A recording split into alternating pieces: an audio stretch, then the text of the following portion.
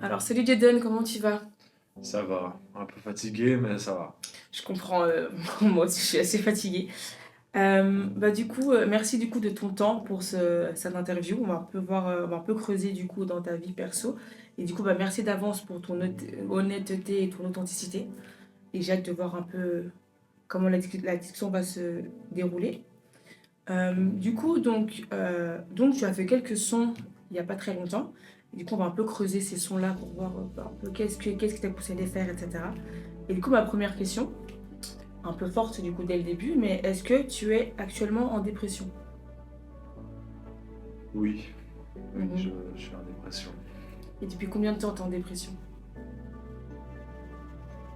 Ça a commencé à mes 6 ans, Mhm. ça va faire 13 ans.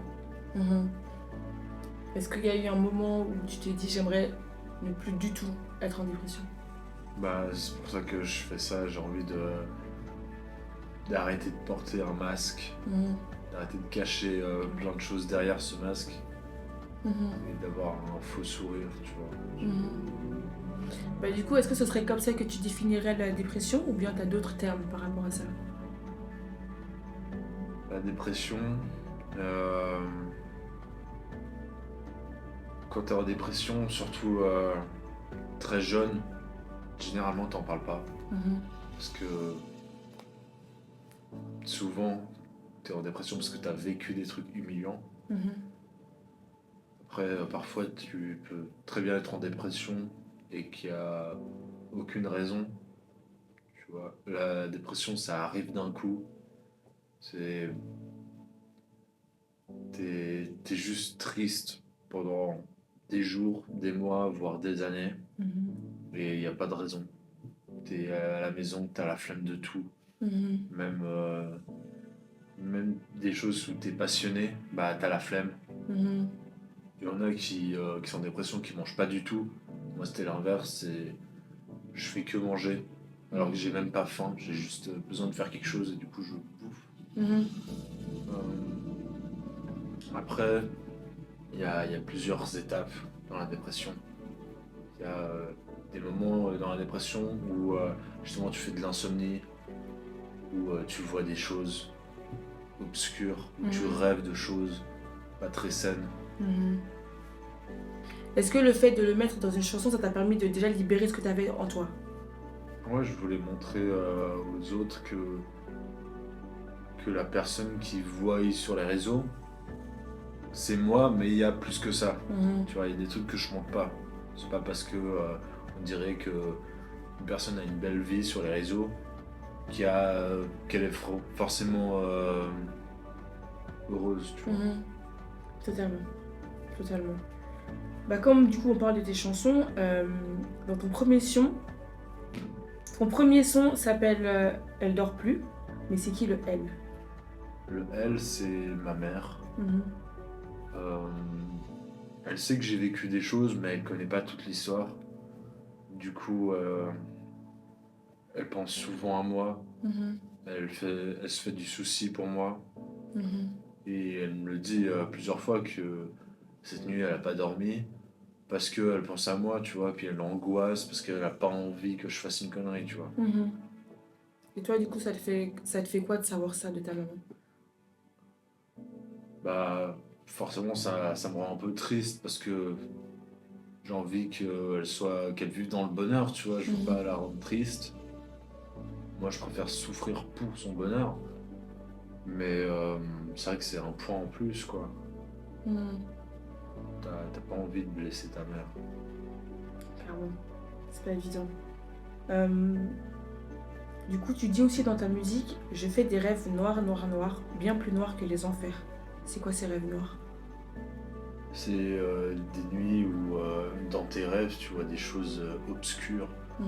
Ça peut être des scènes où tu te vois en action, en train de te scarifier Mhm. ou en train de te pendre. Mhm. Et puis c'est horrible quoi. Généralement, un- après un moment, tu te réveilles Mhm. et t'es vraiment dans une atmosphère très malsaine. Mhm. où t'as l'impression que le diable est là en personne. Mhm. T'as des ressentis de démons qui sont autour de toi. Mhm.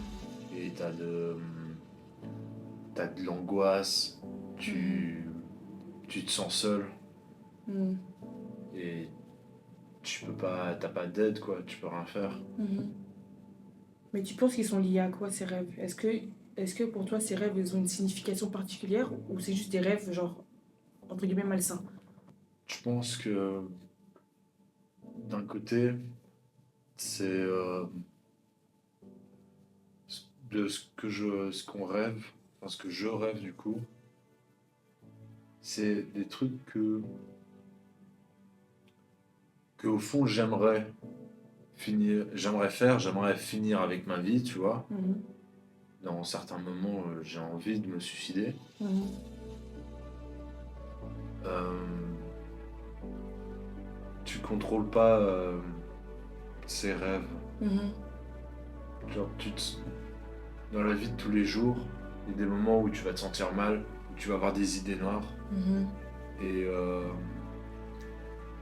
et le mal, il,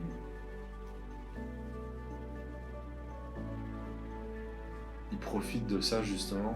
Mhm. Et il t'attaque la nuit et il t'envoie des images, Mhm. des scènes où justement t'es là et puis tu te vois en train de te scarifier, tu vois. Mhm. Mais quand t'as ces images-là, qu'est-ce que tu fais? Est-ce que tu te réveilles et du coup tu dors plus? Ou est-ce que tu passes à autre chose? Je me réveille à chaque fois. Mhm. Ça se finit quasiment à chaque fois en insomnie. Mhm. Ça peut être à 3 h du matin, comme ça peut être à 11 h du soir. Généralement, je prie pour essayer de retrouver le sommeil. Mhm. Et si j'arrive pas, je sors de mon lit et je vais faire quelque chose. Je vais regarder un film. Mhm. Je vais pas rester dans l'obscurité. Généralement, je vais quand même allumer une lumière. Mhm.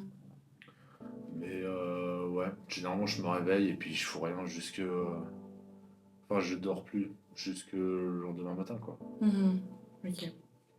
Du coup, dans tes paroles, tu dis j'enchaîne des échecs. Mais de quel échec tu me parles? Les échecs scolaires, Mhm. les échecs relationnels Mhm. et amicaux. Mhm. Et ouais, c'est ça. Mais Les- comment. Parce que du coup, tu parles d'échecs scolaires, relationnels ou amicaux, mais quels sont ces échecs? les mauvaises notes. Moi, à l'école, vu que je me faisais harceler, quand tu te fais harceler, tu penses pas forcément à réviser pour tes examens. Mhm. Tu penses plus à est-ce que aujourd'hui je vais me faire tabasser, tu vois. Mhm. Et du coup, bien sûr, t'as des mauvaises notes, tu finis non promu, et c'est comme ça, quoi, à Mhm. chaque fois. Mhm. Donc, du coup, j'aime bien parce que tu as parlé d'une thématique assez importante en ce moment, enfin, depuis toujours finalement, mais le harcèlement. Donc, si j'ai bien compris, du coup, tu as vécu de harcèlement quand tu étais plus jeune. Mhm. Et, et bah forcément, forcément, ça t'a atteint. Mais, euh, mais en fait, ça me fait penser à une phrase que tu as mis juste après. J'étais dans les couloirs à me faire péta, les profs à côté à boire du café. Est-ce que c'est en lien avec ce harcèlement? C'est des moments où. C'est des moments, par exemple, à l'école primaire ou au cycle, Mhm. où dans le couloir, tu te fais tabasser. Les profs, ils sont juste à côté dans la classe, la porte elle est ouverte, ils Mhm. entendent tout, mais ils vont pas checker ce qui se passe, tu vois, ils en ont rien à foutre. Mhm. Et toi, t'es là, parfois on t'attrape dans le dos, Mhm. on t'attrape par derrière, Ouais. et chacun son tour, il te donne un coup dans le ventre. C'est des moments, ouais, tu te fais juste tabasser dans le couloir, quoi, et puis les profs, ils s'en foutent, ils vont Mhm. pas checker ce qui se passe. Mais si tu étais amené à revoir ces profs, qu'est-ce que tu leur dirais par rapport à ça? Franchement, je dis rien. Je m'en fous. J'ai pas envie de perdre mon temps avec ça. Mhm. Il y a des profs que j'ai revus. Je dis bonjour et ciao. Des profs, Il y a énormément de profs qui n'ont pas de psychologie. Et t'as l'impression que les profs ils sont juste là pour le salaire. Dès que t'arrives pas à l'école, que t'as des mauvaises notes, il n'y a pas tous les profs qui vont se demander pourquoi, qu'est-ce qui se passe, est-ce qu'ils vivent des choses à la maison ou juste dans le couloir, tu vois. Tu trouves que dans l'accompagnement, il n'y a pas eu de pédagogie, t'étais pas accompagné en fait, en Ouais, tant qu'élève. clairement. Après, à cet âge-là, c'est sûr que t'as pas envie. C'est très dur de parler, tu vois. Bah voilà, enfin moi ayant vécu le harcèlement aussi quand j'étais plus petite, c'est difficile d'en parler. Moi j'étais une petite fille toute timide, etc. Donc forcément dire ce que je ressentais c'était compliqué et, pas évident. Mais moi encore, entre guillemets, je suis encore en vie maintenant. Mais il y a des jeunes qui peuvent, tellement c'est trop, qui vont se suicider. Et c'est pour ça que pour moi c'est une thématique hyper importante. Et le fait que les profs n'aient pas d'accompagnement, on va dire, adéquat, ça me pose problème. Après, c'est un autre sujet, donc enfin voilà. Mais je trouve ça important de parler de ça, de quand même mettre un mot sur ça. Donc voilà. Ok. Du coup, tu continues en disant j'ai plus de force, je bois à la mort. Ça t'arrive beaucoup de boire Généralement, de base, quand je vais en soirée et que j'ai accès à de l'alcool, je bois beaucoup de base, déjà. Après, généralement, j'arrive à me contrôler.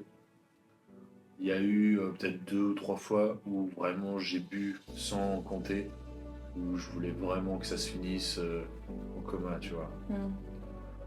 Généralement, ça se finit par juste du vomi, quoi. Mais il y a une soirée où j'étais sorti avec les parents, j'ai bu de l'alcool, mais j'avais l'impression de contrôler, tu vois. Et en fait, j'ai fait un blackout. J'ai juste des flashbacks de ce qui s'est passé. J'ai un flashback où je suis en train de vomir dans le bus. Et le lendemain matin, j'ai demandé à ma mère ce qui s'est passé, tu vois.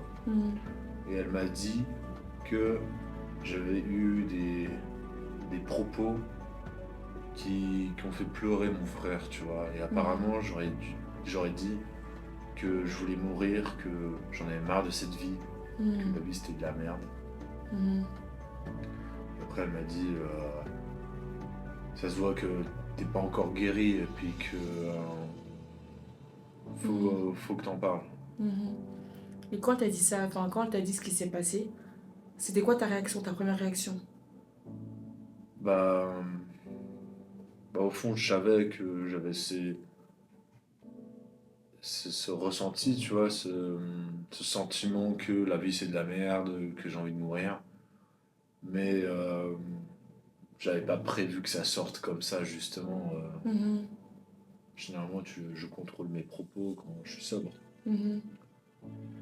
Mais après, c'est comme ça, quoi. On apprend à vivre avec. Tu dis aussi dans ton texte, les seules fois où je parle, c'est quand j'ai de l'alcool dans le sang. Pourquoi? Justement, quand t'es sobre, t'arrives à contrôler tes paroles, t'arrives à contrôler ce que tu veux montrer aux autres. Et quand tu bois de l'alcool, t'arrives à un certain niveau où tu contrôles plus rien. Et parfois, tu sors des propos que tu voulais pas montrer aux autres de base. Est-ce que pour toi, le fait de parler en étant bourré, finalement, ce serait pas un appel à l'aide inconscient? Moi, je trouve que d'un côté, c'est bien que j'ai pu dire ce genre de choses en étant bourré. Après, faut juste faire attention avec qui tu le dis, tu vois. Avec l'alcool, tu le contrôles pas. Là, je l'ai dit avec ma mère, tu vois. Je suis content que c'était ma mère et puis pas quelqu'un d'autre, tu vois. Ok, pardon. Je pensais que t'allais dire un truc en plus. Ouais, je sais pas, je réfléchis. T'inquiète. Tu dis aussi, et je pense que ça doit faire référence à ton harcèlement, mais je vais quand même le notifier. Tu dis, ils m'ont craché dessus comme si j'étais un putain de trottoir. Ça fait référence à quoi? C'est un truc qui m'est arrivé. J'avais 15 ans. On était dans une sortie scolaire sportive. Et il y avait une cage à vélo avec des grilles, la porte était ouverte. Et il y a un gars de ma classe qui est rentré et qui Mhm. m'a appelé, qui m'a dit hey, Jadon, viens voir. Moi, hyper naïf à cet âge-là, j'ai cru qu'il allait me montrer un vélo de course, stylé, tout ça. Du coup, je suis rentré. D'un coup, lui, il est sorti, il a fermé la porte. Il y a plein de gens qui sont arrivés et qui ont bloqué la porte d'un coup. Moi, je suis à côté de la porte, j'essaye d'ouvrir, tu vois. Mhm. Et là, ils me crachent tous littéralement à la gueule. Mhm. Et franchement, c'est humiliant. T'as juste envie de mourir. Mhm. T'as plein de gens autour qui regardent, qui font rien. C'est Mhm. limite, t'es dans un cirque et puis c'est toi la bête en fait. Ouais. C'était quoi ta réaction? Enfin, quand ça s'est terminé, c'était quoi ta première réaction? Est-ce que t'as peut-être pleuré puisque c'était trop humiliant? Est-ce que t'as eu de la colère? C'était quoi tes sentiments? Quand je suis sorti de la cage, je suis allé dans la salle de bain, je me suis lavé le visage. Mhm. J'avais de la colère Mhm. parce que je voulais faire quelque chose. J'aurais voulu vraiment m'énerver et puis tous les défoncer, tu vois. Mhm. Enfin, te Mais défendre, quoi. ouais, me défendre. Mais c'est sûr que malgré que je voulais me défendre, c'est pas toujours facile. Surtout que de base, déjà, j'aime pas faire mal aux autres. Mhm. Et, euh, et à cet âge-là, bah, enfin, je suis chrétien depuis toujours, tu vois, mais à cet âge-là, j'obéissais vraiment à la règle qui dit dans la Bible, si on te frappe sur la joue gauche, tends la joue droite, tu vois. Mhm. Et du coup, j'ai fait ça durant toute ma scolarité, tu vois. Mhm. Et parfois, je m'énerve et puis je me dis, Dieu, j'ai fait comme c'est écrit, Mhm. je veux ma récompense, tu vois. Mhm. Ça, enfin, ouais, bon, attends, comment expliquer? Ce verset, pour moi, il est compliqué dans le sens où je le trouve véridique, enfin, toute la Bible est véridique, mais c'est difficile à l'appliquer quand tu es face à des gens. Pour moi, il y a quand même ce côté de, oui, tu t'en l'autre joue. Il y a aussi ce côté de, je sais qui tu es, enfin, il y a quand même ce côté un peu de défense. Mais c'est un autre débat à partager, mais je trouve que ce verset, il est véridique, comme j'ai déjà dit, mais il est beaucoup plus complexe que ce qu'on pense. Et il faudrait vraiment creuser le truc pour le comprendre, mais voilà, à ce moment-là, tu as pensé comme ça, et je pense que tu as eu raison aussi. Mais indirectement, ça t'a. Comment dire ça sans passer pour la antichrist. Mais ça te fait pas. Ça t'a fait. Ça m'a pénalisé. Pas pénaliser, mais ça t'a, entre guillemets, forcé à accepter tout. Alors que c'est pas Oui. ça non plus. Ouais, justement. Voilà. Après, voilà, la vie avec Dieu, elle est très compliquée, dans le sens où c'est dur à expliquer ça à des non-chrétiens. Et même nous, les chrétiens, on n'arrive pas à l'expliquer avec des chrétiens. Donc je sais que c'est plus compliqué. Ouais. Mais c'est vrai que. Bah justement, si du coup aujourd'hui, moi le verset, je le prends plus vraiment comme ça, tu vois. Mhm. Pour moi, même si c'est écrit ça, si tu peux te défendre, défends-toi. Mhm. Parce que le fait de tout prendre sur toi, ça va te détruire en fait. Mhm. Je suis assez d'accord. Dans le côté de. Enfin, oui, on est enfant de Dieu, oui, on croit en Dieu, etc. Mais je pense que Dieu a donné aussi des forces pour qu'on se batte sur les choses qui ne vont Clairement. pas. Et c'est pour ça que, enfin, dans ma vision, même si ce verset est encore une fois véridique, ça n'enlève pas le fait qu'on doit se battre aussi pour nous, enfin, finalement. Mhm. Bah, du coup, tout à l'heure, on parlait finalement de la vie chrétienne un peu, hein, ce côté où être en Christ, c'est pas facile. Mais dans ton texte, tu dis, si Dieu n'existait pas, j'aurais fait une scène de crime avec mon propre corps. Qu'est-ce que tu veux dire par là? Alors, l'histoire, c'est j'ai 20 ans, je viens de sortir d'une rupture. En fait, je viens de me faire plaquer, tu vois. Mhm. Et à ce moment-là, pour moi, je l'ai compté comme un échec en plus. Du Mhm. coup, tout ce que j'avais vécu, tous les échecs que j'avais vécu, c'est arrivé d'un coup sur moi encore. C'était la goutte de trop, en fait, tu vois. Mhm. Je suis parti dans la salle de bain parce que je commençais à stresser, je voulais pas que ma famille voie l'état où j'étais. Et quand je suis rentré dans la salle de bain, c'est vraiment, il y avait le diable qui m'attendait, tu vois. Mhm. D'un coup, j'ai passé la porte, j'avais cette envie de me suicider. Ok. Et d'un côté, je veux pas me suicider parce que j'ai pas envie de blesser ma mère, tu vois, j'ai pas envie qu'elle me retrouve accroché à une poutre. Mhm. Mais d'un côté, à ce moment-là, j'en ai tellement ras-le-bol de cette vie que Mhm. j'ai envie de mourir. Du coup, je suis à genoux contre la baignoire et je prie de toutes mes forces. Et en même temps, t'as cette voix dans ta tête. C'est pas toi qui parles, c'est le diable qui parle dans ta tête. Mhm. Et il a une voix réconfortante sur le moment, mais il dit des propos horribles, tu vois. Mhm. Il dit t'inquiète pas, ça va bien se passer, fais ça et t'auras plus de problème, tu vois. Il veut vraiment que tu passes à l'acte. Mhm. Et à un moment, je me suis levé, je me suis dit, je vais me doucher et je passe à l'acte après. Mhm. Je me douche, je prie en même temps, 10-20 minutes. Dès que j'ai fini ma douche, je tire le rideau et là d'un coup, cascade de Saint-Esprit. Toutes les idées, ils Wow. partent d'un coup. Mhm. Y a plus, je sens plus la présence du diable. Mhm. Et après ça, bah, je reprends ma vie, quoi. Mhm. Donc pour toi, tu as vécu un sort de miracle un peu à ce moment-là. C'était clairement un miracle. Mhm.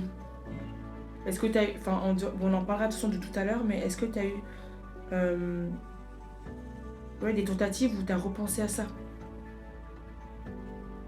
Enfin, ce qui s'est passé avec Dieu plutôt. Non, pas trop. Quand quand t'as cette envie de te suicider, Mhm. y a trop de trucs dans ta tête en fait. Mhm. Tu penses pas aux autres fois quand il a agi et tout ça. Mhm.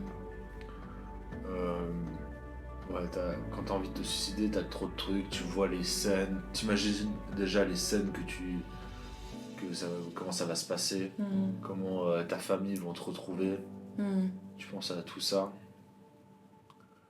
Et, euh, et après, pour moi, généralement, Dieu il agit, mais que à la dernière minute quand j'ai le couteau sous la gorge. Mhm. Comment tu vois ta relation avec Dieu par rapport à ça? Moi, franchement, tout le monde gère sa communication avec Dieu comme il veut. Moi, je gère par la prière. Mhm. C'est comme ça. Je passe un peu de temps, j'essaie de passer un peu de temps tous les jours avec lui. Mhm. Mais ouais, pour moi, c'est. Comment moi je gère, c'est que par la prière. Mhm. Mhm. Bah, on va rester sur la même lignée. Dans un texte, tu dis, je me réveille, il y a des démons qui courent autour de mon lit. Du coup, à ce moment-là, enfin, je pense que on a déjà parlé un peu justement de ces rêves-là, mais ces démons-là en question, qu'est-ce que c'est et comment tu fais pour, entre guillemets, aller mieux ou en tout cas essayer de passer à autre chose? Euh, Dans ces moments-là, tu pries quoi. Et puis, Mhm. soit il agit, soit il agit pas. Mhm. S'il agit pas, c'est. Bah, tu restes éveillé toute la nuit. Ça m'a déjà arrivé où il agit, Mhm. où vraiment j'ai pu. D'un coup, c'est parti, j'ai pu retrouver le sommeil. Mhm. Puis voilà.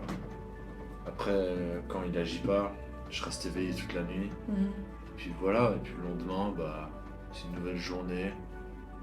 Et Ok, puis ouais. on fait avec. Mais c'est quoi ton sentiment quand tu vois qu'il agit pas? T'as une impression de solitude, tu Mhm. angoisses, Mhm. vu que t'es dans cette atmosphère très diabolique. Mhm. T'as des ressentis de démons qui sont autour de toi, tu vois. Mhm. C'est très obscur Mhm. comme atmosphère. C'est pas évident. Et est-ce que, parce que dans ton texte, tu dis, j'ai beau être croyant, même les miens m'ont déçu. Donc ma question est du coup la suivante, est-ce que tu as pu en parler à des chrétiens ou des personnes croyantes, peu importe, Mhm. ou est-ce que la relation a fait que c'est pas possible? Pas beaucoup. J'ai pu en parler à certains chrétiens, mais franchement, peut-être 2 ou 3 personnes. Mhm. Parce que même si on est tous frères et sœurs et qu'on est censé s'entraider, la plupart des chrétiens, ils te critiquent, ils te jugent, Mhm. sans même savoir ce qui se passe en fait. Mhm.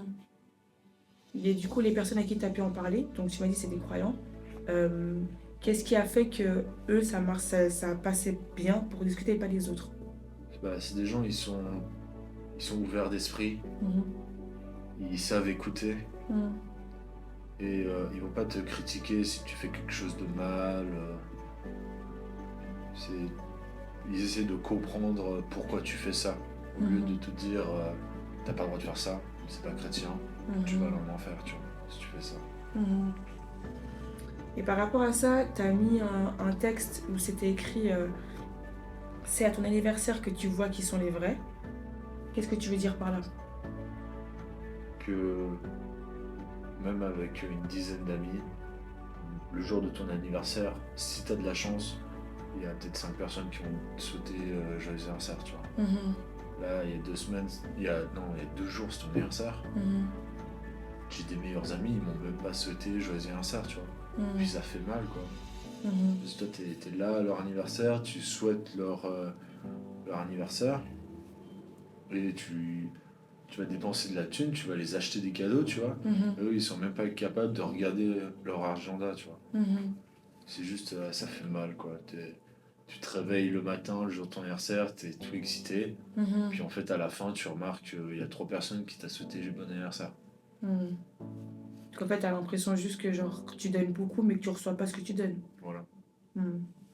Est-ce que pour toi, ce serait... Enfin, alors oui, c'est clair que quelqu'un comme ton anniversaire, c'est déjà quelque chose de pas waouh, mais est-ce que quelqu'un qui le referait genre chaque année finalement, pour toi, ce serait un peu le côté red flag où en fait non, c'est pas une bonne personne ou pas un Quand bon c'est, ami? quand c'est une fois, bah Mhm. voilà, quoi, ça arrive à tout le monde d'oublier. Moi, j'ai déjà oublié une fois, tu vois. Mais Mhm. quand c'est à la suite, chaque fois, Mhm. c'est bon, j'ai pas besoin de personne comme ça, tu vois. Mhm. Parce que pour toi, ça montre qu'ils te considèrent pas ou que ce serait quoi un peu pas. Enfin, qu'est-ce que tu ressens de ça? Bah, on est censé être potes, quoi. C'est tout con, mais bon, tu regardes ton agenda, ça prend 2 secondes, et puis voilà, quoi. Mhm. Surtout que maintenant, il y a des applications sur Snap, sur Facebook qui t'avertissent, c'est l'anniversaire de telle personne, tu vois. Mhm. Genre, il n'y a plus trop d'excuses, quoi. Mhm. Je comprends, totalement. On va revenir du coup à un sujet qu'on a parlé avant, c'était le suicide.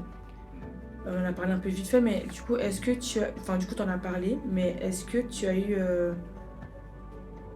du coup, plusieurs tentatives de suicide? Franchement, je les compte plus, hein. Mhm. Mais la première fois, je devais peut-être avoir 13 ans. Mhm. La dernière fois où j'ai failli me suicider, c'était peut-être il y a 2 semaines. Mhm. Ouais, il y en a plusieurs comme ça. Mhm. Mais bon, tu t'apprends à vivre avec, quoi. Si ça se trouve, je vais faire une tentative dans un mois, j'en sais rien. Mhm. Mais la dernière fois, là, du coup, il y a 2 semaines, Mhm. qu'est-ce qui s'est passé pour qu'il fasse que finalement tu sois encore là aujourd'hui? Ça arrive d'un coup. Déjà, ça faisait depuis 2, 3 jours où j'étais vraiment pas bien, où j'étais déprimé, tu vois, un petit peu. Mhm. J'étais tout seul à la maison, mes parents ils étaient pas là.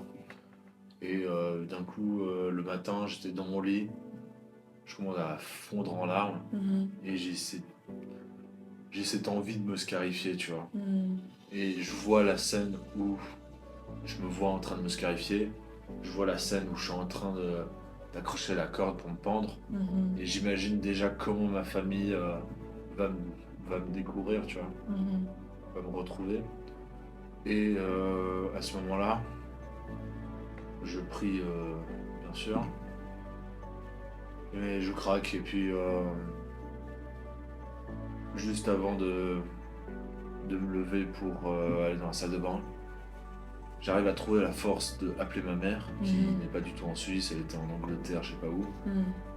Et elle a décroché, elle a trouvé les bons mots, et pour finir, j'ai rien fait. Je me dis Mhm. que si elle avait pas décroché, j'aurais fait une connerie, tu vois. Mhm. Mais du coup, est-ce que pour toi, tu aurais fait du coup que la scarification ou serait pu aller encore plus loin que ça? Je pense qu'il y a des grandes chances que ça aurait pu aller plus loin. Mhm. Wow.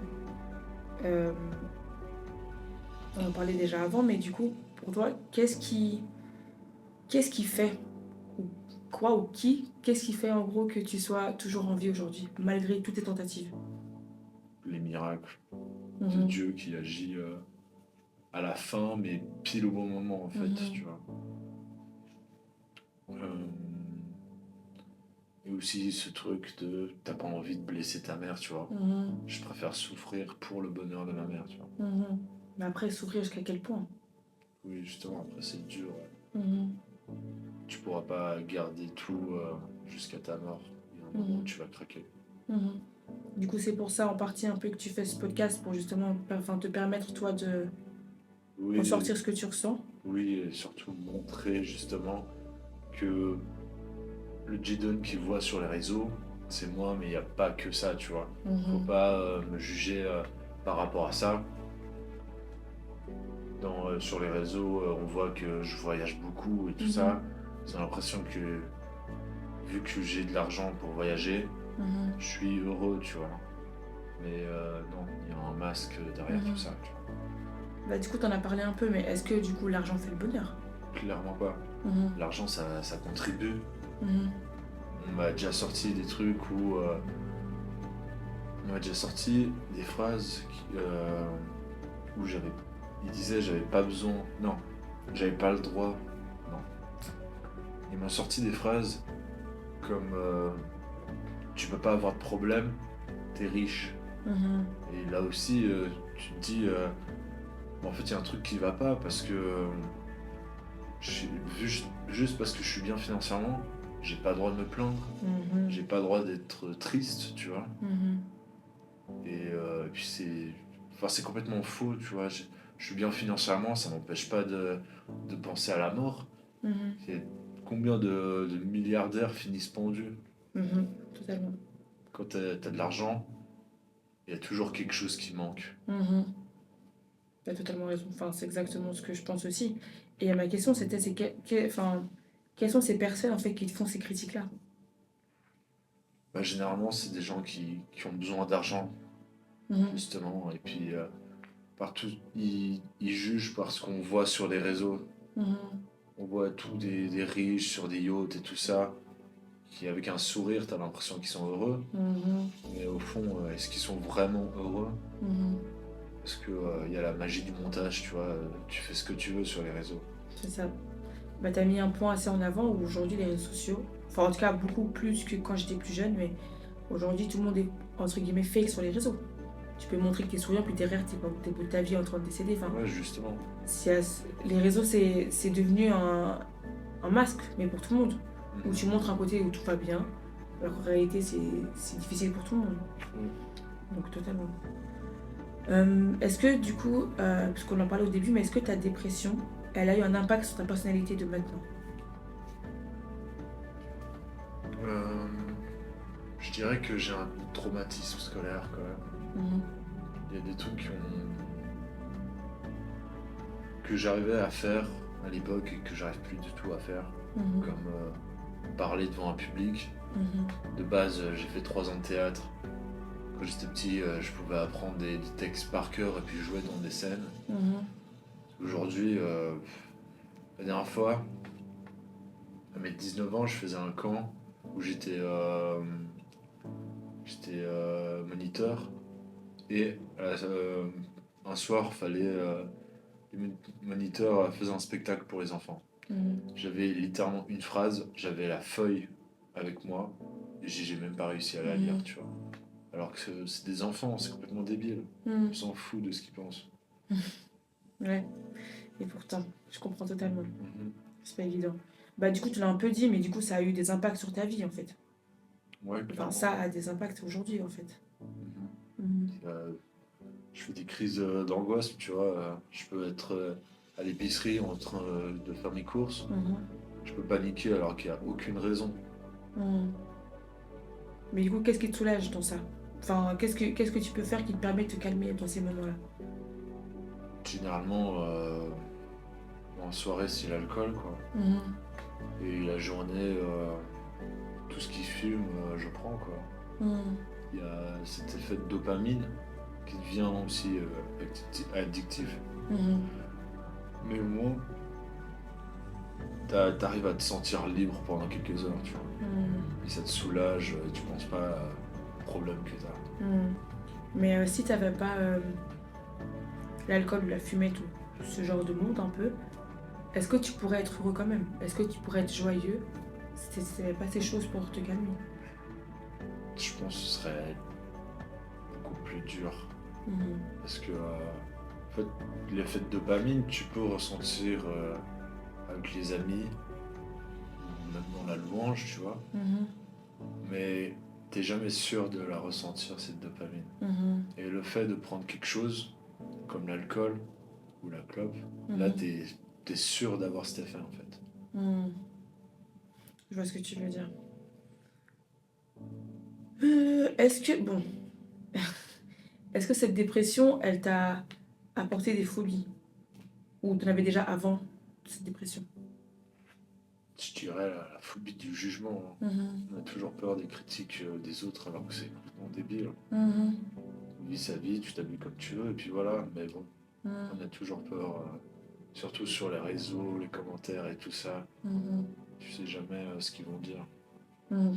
Bah, franchement, là, enfin, on en a déjà parlé moins 2 fois, mais le fait de faire ce podcast, cette vidéo, ça te permet déjà de, entre guillemets, vaincre ta peur, ta phobie.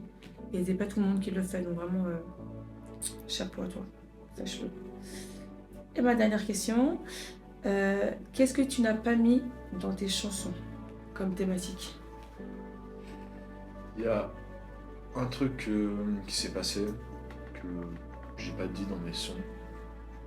Et je pense que j'en parlerai jamais dans mes sons parce que c'est galère d'en parler. Mhm. Mais il y a un moment où j'avais 12 ans, j'étais dans un camp de ski et c'était des chambres de groupe et il y avait un gars de 14 ans, très gentil, hein, Mhm. mais hyper chelou. Il avait, franchement, j'ai son sourire encore dans la tête. Mhm. Il a le sourire du film Smile, tu vois, Mhm. hyper creepy. Et il y a un soir, c'était je crois, 2 jours avant la fin ou une journée avant, je sais plus. Mhm. Euh, J'étais dans la salle de bain en train de me brosser les dents. Et ce gars, il entre, il ferme la porte, pas à clé, heureusement, mais il ferme la porte et il sort son truc sur Mhm. notre jambe, tu vois. Moi, je comprends pas à 12 ans ce qui se passe. Je le regarde, lui, il me sourit et puis il avance gentiment. Enfin, Mhm. tranquillement, il avance. Ah ouais. Et d'un coup, il y a quelqu'un qui rentre dans la salle de bain, moi je l'esquive et puis je me casse, tu vois, direct. Moi, bah, j'ai pas compris vraiment ce qui se passait, tu vois, j'ai juste trouvé bizarre et puis voilà. Sauf que ce gars-là, il était dans la même chambre que moi. Et la même nuit, enfin le même soir, quoi, Mhm. pendant la nuit, il y a un moment où je dormais, je me réveille, il y a ma jambe qui part. Genre, j'ai pas contrôlé du tout. Mhm. Je me réveille, ma jambe part en même temps et arrive dans la gueule de ce mec qui était en train de monter dans mon lit. Il avait déjà une jambe dans mon lit, tu vois. Et je me dis, Qu'est-ce qu'il aurait fait, quoi?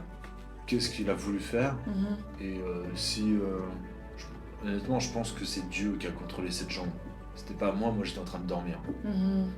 Franchement, si cette jambe s'était pas levée, je pense qu'il m'aurait fait quelque chose de sexuel. Alors, je sais pas quoi, j'ai pas envie de savoir. Ouais. Et franchement, je pense que j'aurai jamais la réponse. Mais quand il a essayé de monter, là, il était habillé? Franchement, il faisait nuit, hein. C'est une chambre, c'est la nuit. Ah, ouais. Je sais pas, je sais juste que apparemment je l'ai fait mal, il m'a insulté et puis il est re-allé dormir, tu vois. Moi, j'ai pas dormi de la nuit après ça. Mais il a pas discuté avec... Enfin, il n'y a pas eu de discussion de lui à toi ou toi à Non, lui? du tout. De toute façon, après, moi je l'ai esquivé, c'était la fin du camp, moi je me casse. J'ai même pas compris ce qui s'est passé, j'ai bugué. À 12 ans, tu sais pas trop ce genre de choses. Non, c'est très choquant. C'est sincèrement hyper choquant. Et malheureusement, beaucoup de jeunes vivent ça aujourd'hui. Et c'est caché, puisque forcément, c'est honteux. Enfin, la victime se sent honteuse du truc, alors forcément, c'est difficile d'en parler. Mais ça n'enlève pas la gravité de l'acte. Et pour moi, c'est hyper important d'en parler. Franchement, même si je trouve qu'on n'a pas les plateformes suffisantes pour en discuter, mais ça doit être sorti, parce que c'est pas normal. Ouais. Vraiment pas normal. Je trouve que là, tu as mis un point sur un truc qui devrait vraiment discuter. On n'était pas là pour ça en partie, mais voilà, c'est difficile. Mais du coup, sur sur cette petite note un peu négative, je veux quand même te remercier du coup pour ce temps. Merci du coup d'avoir été honnête avec moi, d'avoir pris ce temps du coup pour être authentique. Et puis en espérant que toute chose aille bien pour toi aussi par la suite. Merci. Voilà. J'ai passé un bon moment. Parfait. Merci d'avoir Merci. posé les bonnes questions. Avec plaisir.